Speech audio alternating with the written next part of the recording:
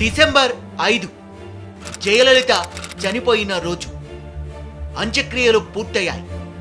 ఆ తర్వాత వెంటనే కనిపించిన సీన్స్ ఏంటంటే డిసెంబర్ 6 డే 1 శశికళ పరివారం పోయస్ గార్డెన్ లో మకాం పెట్టేసింది. డిసెంబర్ 29 డే 24 లేదు లేదంటూనే అన్నాడీఎంకే జనరల్ సెక్రటరీగా శశికళ ఏకగ్రీవ ఎన్నిక సాధ్యమైంది.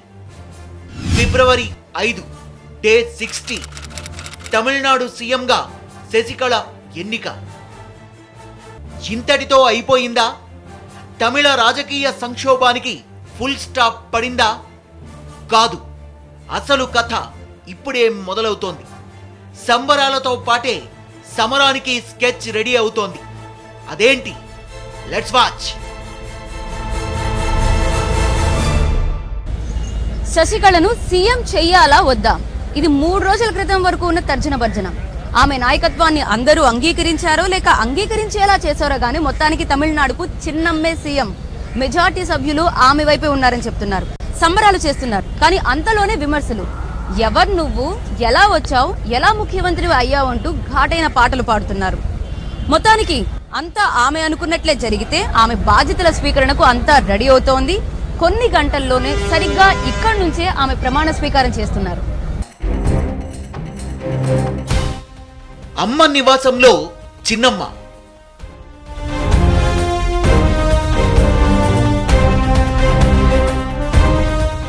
అమ్మ పార్టీకి అధినాయకత్వ స్థానంలో చిన్నమ్మ.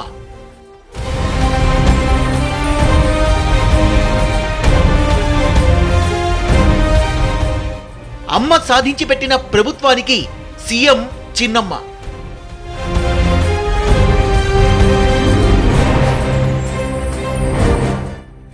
టోటల్ గా ఇప్పుడు చిన్నమ్మే అమ్మ.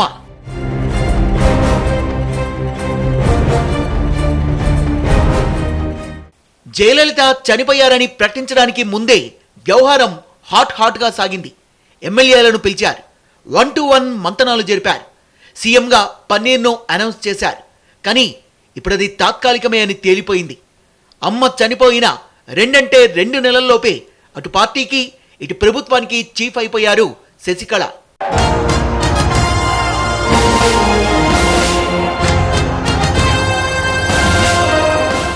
ఆమె పార్టీకి చీఫ్ కావడానికి ముందు పోయస్ గార్డెన్ లో ఎంత పెద్ద కసరత్తు జరిగిందో ఇప్పుడు సీఎం కావడానికి అంతకంటే పెద్ద ఎక్సర్సైజే జరిగింది. తమిళనాడు సీఎంగా ప్రజలు శశికళను చూడాలనుకుంటున్నట్లు ఒక ప్రచారం రోజుకు పెరిగింది. ఆ ప్రచారానికి తగ్గట్లుగా ఎమ్మెల్యేల్లో అధికులు పోయస్ గార్డెన్ కు పరుగులు పెట్టడం, చిన్నమ్మకు పాదాభివందనాలు చేయడం చకచకా జరిగిపోయాయి. వాళ్లతో పాటు జయలలిత గతంలో తొలగించిన 23 మందిని శశికళ మళ్లీ పార్టీ ఆర్గనైజింగ్ కమిటీలోకి తీసుకోవడం ద్వారా బలం పెంచుకోవడం ఒక వ్యూహంగా మారిపోయింది.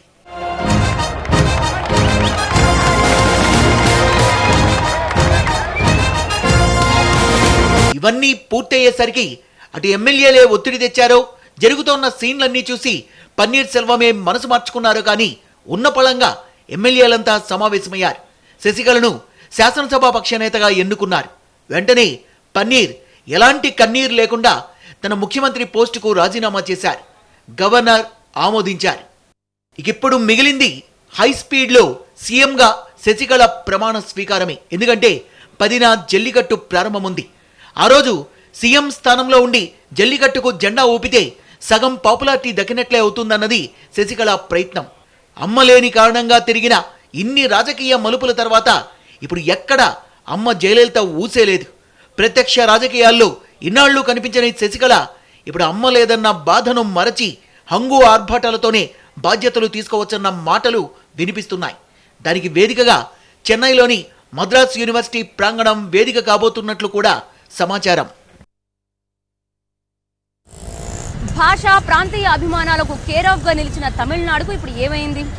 ఒకప్పుడు పెరియార్ రామస్వామి, కామరాజ్ నాడర్, అన్నాదురై వంటి నిస్వార్థ నాయకుల్ని దేశానికి అందించిన రాష్ట్రం ఇది. కానీ ఇప్పుడు వెన్నెముక, వ్యక్తిత్వం లేని పాదాభివందనాల భజన పరుల ఇక్కడి ప్రజాప్రతినిధులు.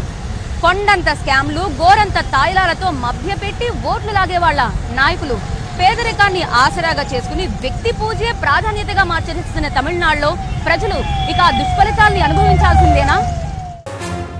ఒక పెరియార్ రామస్వామి, ఒక కామరాజు నాడార్, ఒక అన్నాదురై తమిళనాడుకు అసలు సిసలు వారసులు.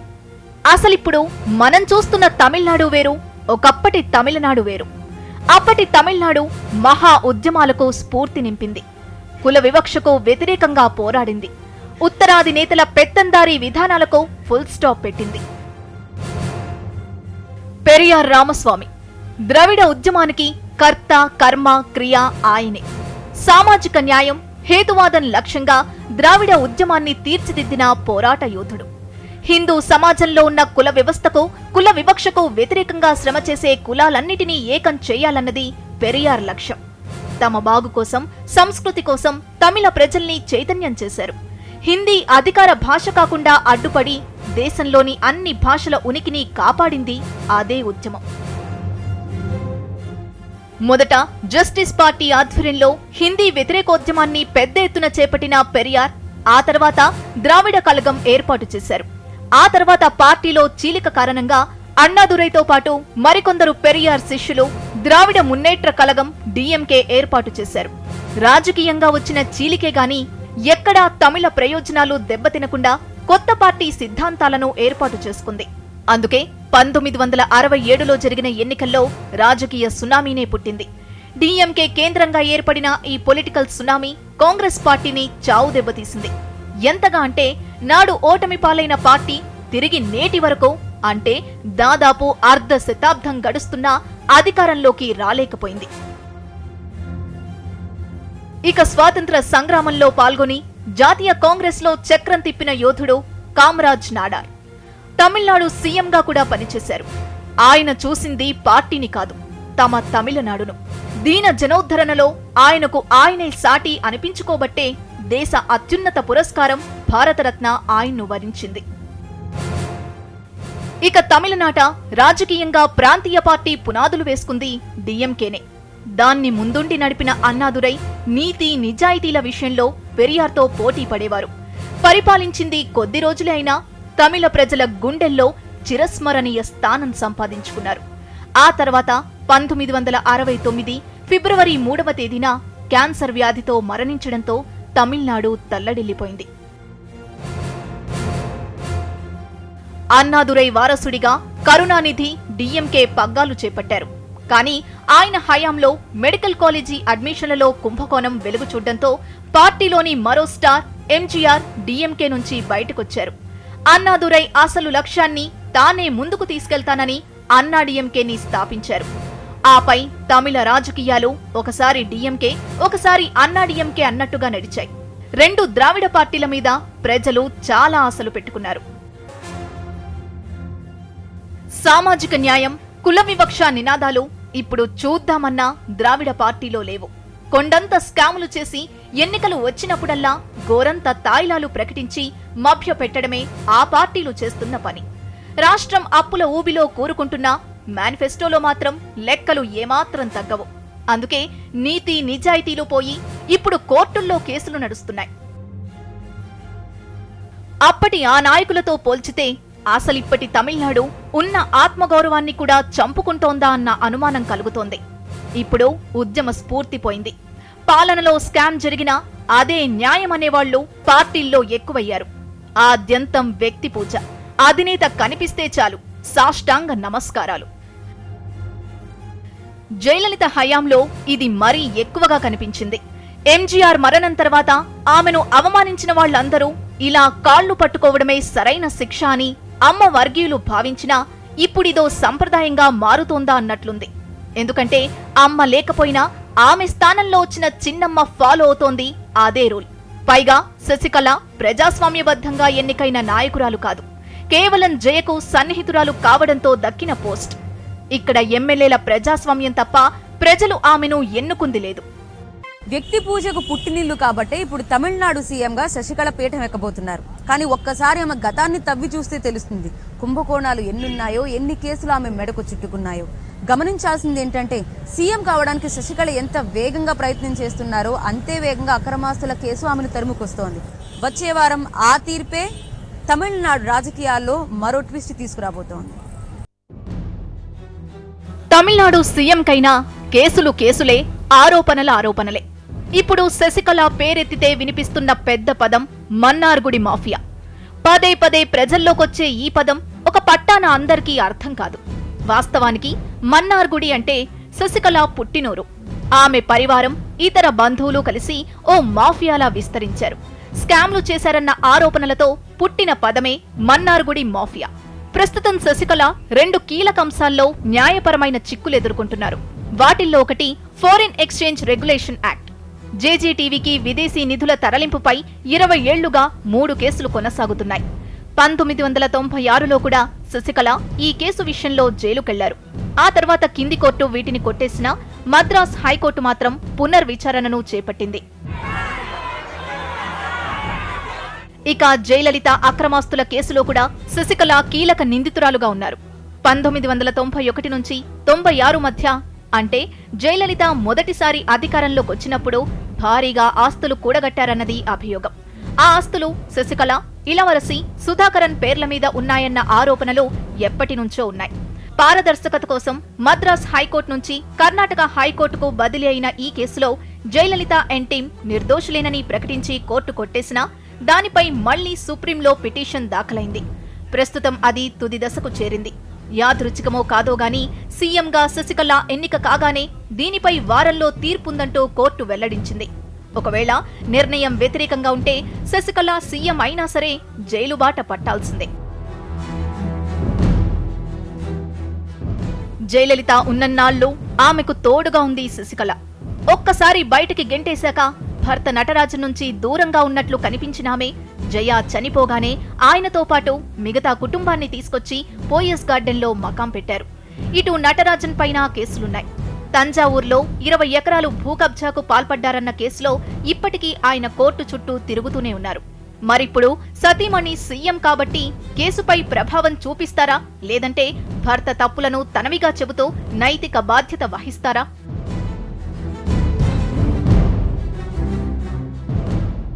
ఇక శశికళ సోదరుడు దివహరన్ మన్నార్గుడి మాఫియాకు కీలక సూత్రధారన్న నానుడుంది. డీఎంకేకు చెందిన ఓ వ్యక్తి ఇంటిని కూల్చేసిన కేసుతో పాటు తిరువారూర్లో భూకబ్జాలకు పాల్పడిన చరిత్ర పోలీస్ రికార్డుల్లో కనిపిస్తోంది. శశికళ మేనల్లుడు దినకరన్ కూడా మనీ లాండరింగ్ కేసులో చిక్కుల్లో ఉన్నాడు. 1991 నుంచి 96 మధ్య కోట్లల్లో లావాదేవీలు జరిపి అడ్డంగా బుక్కైన అతను 25 కోట్లు పెనాల్టీ కట్టాలని కూడా గతంలో కోర్టు ఆదేశించింది. అయితే తాను సింగపూర్ సిటిజన్ అయినందున ఈడీ ఆదేశాలు చెల్లవంటూ తప్పించుకుంటున్నారు దినకరన్. ఇక శశికళ బంధువు భాస్కరన్ పైన కూడా అక్రమాస్తుల కేసు, మరో చుట్టం ఆర్ రావణన్ పైన కూడా అనేక క్రిమినల్ కేసులు ఇప్పటికీ తమిళనాడు పోలీస్ రికార్డుల్లో నిక్షిప్తమై ఉన్నాయి. ఇప్పటికీ వీళ్లంతా కోర్టుల చుట్టూ తిరుగుతూనే ఉన్నారు. పైగా అంతా ఒకసారి జైలు గడప తొక్కే వచ్చారు. అందుకే శశికళ కుటుంబంపై తమిళనాడులో మన్నార్గుడి మాఫియా అన్న ముద్ర కంటిన్యూ అవుతోంది. మరి ఆమె సీఎం అయ్యాక ఈ ఆరోపణలను తప్పించుకుంటారా, బంధుప్రీతి బయట పెట్టుకుంటారా అన్నది మరో డౌట్. పైగా జయ సీఎంగా ఉన్నప్పుడే ఇంత చేసిన మన్నార్గుడి మాఫియా ఇప్పుడు స్వయంగా శశికళే ముఖ్యమంత్రిగా ఉంటే రెచ్చిపోకుండా ఉంటారా అన్న భయాన్ని కూడా మరికొందరు వ్యక్తం చేస్తున్నారు.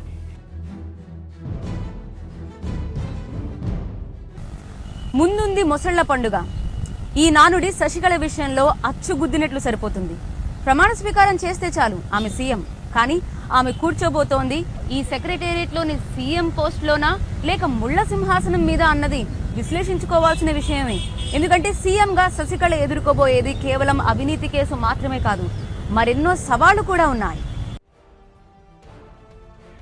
ఇళ్లలగ్గానే పండగ కాదు అన్నట్లు శశికళ ముఖ్యమంత్రి అయిపోయానని సంబరపడే పరిస్థితి ఇప్పుడు తమిళనాడులో లేదు. జయ నీడలో తన మద్దతుదారులకు సీట్లిప్పించుకున్న శశికళ వారి మద్దతుతో ముఖ్యమంత్రి కాగలిగారు. ఇప్పుడు వాళ్ళందరినీ మంత్రి పదవుల రూపంలో శాంతపరచాలి. ఎక్కడ తేడా వచ్చినా అసంతృప్తులు పెరిగిపోతారు. ఒక్కసారి నిరసన గళం వినిపిస్తే దాన్ని క్యాష్ చేసుకునేందుకు డిఎంకే సిద్ధంగా ఉంది. తమిళనాడులో జరిగిన వరుస పరిణామాలతో అన్నా డిఎంకే ఎంత వీక్ అయిందో డిఎంకే అంత స్ట్రాంగ్ అయింది. అవకాశం కోసం ఎదురు చూస్తోంది. మరోవైపు శశికళ అంటే పడని వ్యక్తులు అప్పుడే విమర్శలు చేయడం మొదలుపెట్టారు. నేర చరిత్ర ఉన్న శశికళ తమిళనాడుకి ముఖ్యమంత్రి ఎలా అవుతారంటూ ప్రశ్నించారు అన్నాడీఎంకే బహిష్కృత MP Sasikala Pushpa. I strongly condemn the legislature's move in this issue regarding the Sasikala Natarajan's move in Tamil Nadu politics, because it is at Tamil Nadu it is national emergency, because it's purely unconstitutional and it's a constitutional breakdown, because criminals should not enter into politics. It is purely criminalization of politics. You know why? Already in the lower court, this lady Sasikala Natarajan has been punished. She got verdicted, and she has been proved in the court of law that she is a criminal. Then it is purely criminalization of politics. And even in the Supreme Court of India, Manoj Narola versus Union of India case in 2014 August, it is clearly mentioned that a person who has been convicted or having a criminal background should not come into the politics. ఇటు ప్రజల్లోనూ కొంతమేర వ్యతిరేకత కనిపిస్తోంది. అసలు నువ్వెవరు, ఎక్కడి నుంచి వచ్చావు, CM అవ్వడానికి అర్హతలేంటంటూ కళాకారులైతే వీధుల్లో తిరుగుతూ పాటలు కూడా పాడుతున్నారు.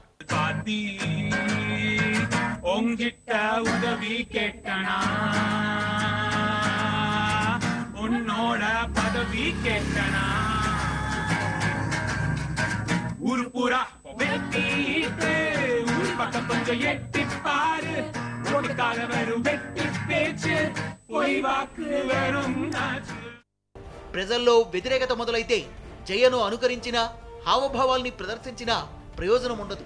అందుకే ముందుగా ప్రజల విశ్వాసం గెలుచుకోవాలి. సీఎం అయితే 6 నెలల్లోపు ఎమ్మెల్యేగా ఎన్నికవ్వాలి, అది కూడా ఆర్కే నగర్ నుంచి. మరి జయను అభిమానించిన ప్రజలు శశిని ఆదరిస్తారా? ఇప్పుడంతా ఎమ్మెల్యేలు చూపించిన ప్రేమే రేపు ఎన్నికల్లో ఓటర్లు చూపించాలి. లేదంటే సీఎం పదవిపై నీలి నీడలే. ఎందుకంటే అక్కడ మనలా ఎమ్మెల్సీలు ఉండరు, ఖచ్చితంగా గెలిచే తీరాలి. ఇదే శశికళ నివాసం ఉంటున్న పోయస్ గార్డెన్. సెక్రటరీ కావడం, సెల్వంని తప్పించడం వంటి కీలక పరిణామాలకు గ్రౌండ్ ప్రిపేర్ అయింది ఈ గార్డెన్లోని. అయితే శశిని టార్గెట్ చేస్తూ ప్రజల్లోకి మరో అస్త్రం దూసుకొస్తోంది. అదే దీప. రాజకీయంగా శశిని గెలవాలనుకుంటున్న దీపకు మెయిన్ హెల్ప్ లైన్ ఆమె సామాజిక వర్గం. ఒకవేళ ఆర్కే నగర్ నుంచి ఈ ఇద్దరు పోటీలో నిలిస్తే ప్రజలు ఎటు మొగ్గుతారనేది కీ పాయింట్. అక్రమాస్తుల నుంచి బయటపడ్డం, జయకు సరిసాటిగా ప్రజల విశ్వాసాన్ని చూరగొనడం మాత్రమే కాదు, జయ మేనకోడలు దీపను ఢీకొట్టడం కూడా ఇప్పుడు శశికళ ముందున్న సవాలే. ఇన్నాళ్లు జయకు సన్నిహితురాలుగా ఉన్నారు కాబట్టే శశికళకు కాలం కలిసొచ్చింది. ఇది మాత్రమే ఆమెకున్న ప్లస్ పాయింట్. జయకు దూరంగా ఉండకపోతే మొదటి నుంచి దీపకే అవకాశాలు ఎక్కువగా ఉండేవన్న వాదన కూడా ఉంది. దీప జయకు మేనకోడలు. శశికళ పోయస్ గార్డెన్లోకి ఎంట్రీ ఇచ్చాకే రక్త సంబంధీకులైన దీప జయల మధ్య వైరం పెరిగిందని, ఇంటికి కూడా దూరమయ్యేలా చేసిందన్న మాట దీప సన్నిహితుల నుంచి వినిపిస్తోంది. పైగా పోయస్ గార్డెన్లోని ఇంటిని తనదిగా చెప్పలేదు, కానీ ప్రజలు కోరుకుంటే పార్టీలో భాగమవుతానని మాత్రం మొదటి నుంచి చెబుతున్నారు. అందుకే శశికళ ప్రాధాన్యం పెరిగే కొద్దీ తన అడుగును ముందుకేస్తూ వచ్చారు. ఇక్కడ దీప ప్లస్ పాయింట్ అచ్చు జయ రూపురేఖల్ని పోలి ఉండటం. దానికి తగ్గట్లుగానే ఇటీవల ఆమె డ్రెస్సింగ్ స్టైల్ను కూడా మార్చారు.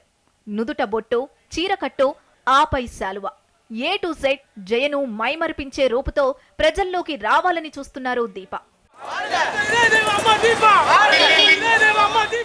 శశికళకున్న పాజిటివ్ ఎనర్జీ ఆమె సామాజిక వర్గం. శశికళ, పన్నీర్ సెల్వం ఇద్దరు తేవర్ సామాజిక వర్గానికి చెందినవారే. పార్టీ ఎమ్మెల్యేలోనూ 80% అదే కులవర్గీయులున్నారు. నిన్నటి వరకు పన్నీర్కు, ఇప్పుడు శశికళకు ఇదే కలిసి వస్తోంది. అయితే దీప మాత్రం దీన్ని లెక్కలోకి తీసుకోకుండా కేవలం జయ వారసత్వంగా మాత్రమే క్లైమ్ చేసుకునే పరిస్థితి కనిపిస్తోంది. ఇప్పటికే రాజకీయాల్లోకి ఎంట్రీ ఇచ్చానని చెప్పిన దీప అత్త పోటీ చేసిన ఆర్కే నగర్ నుంచే తాను బరిలోకి దిగుతానని చెబుతున్నారు. అంటే తొలి 6 నెలలలో శశికళ పోటీ చేసేది కూడా అదే నియోజకవర్గం కాబట్టి వీళ్ళిద్దరే ప్రత్యర్థులు. అయితే జయ సొంత మనిషిని తానేనని దీప ఎలా తనను తాను ప్రకటించుకుంటారన్నది ఆ ఎన్నికల్లో కీలకాంశం కాబోతోంది. ఈలోపు ఆమెకు అండగా నిలిచే సొంత మనుషులు, ఆమెకు ప్రజల్లో సానుభూతి దక్కేలా వ్యూహాలు సిద్ధం చెయ్యాలి. ఈ పోటీలో శశి గెలిస్తే పర్వాలేదు, ఒకవేళ ఓడితే అసలుకే మోసం వస్తుంది. కష్టపడి సంపాదించుకున్న ఇమేజ్ మొత్తం మెరీనా బీచ్లో కలిసిపోతుంది.